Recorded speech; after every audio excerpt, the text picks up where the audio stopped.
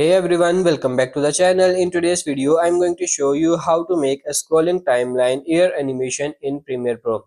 It's really simple and easy. For this, first of all, open up the Premiere Pro, select your type tool and go over to your preview screen and start typing in your text now. Now click on highlight your text and go over to Essential Graphics and make whatever changes to the text you want.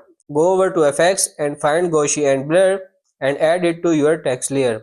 Now go to Effect Controls. From the start of your clip, click the stopwatch icon next to the position and blurriness. Move your timeline slider ahead 3 seconds, then start adjusting the horizontal position of your text to the left until you reach the very last one. Now click on each keyframe button. For blurriness, again, move your timeline slider to the center to your keyframes and change the value of blurriness to 200.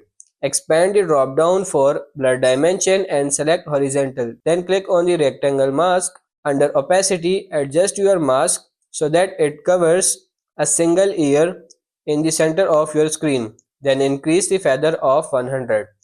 Now click on highlight both position keyframes and right click ease in, then do it again but select ease out this time.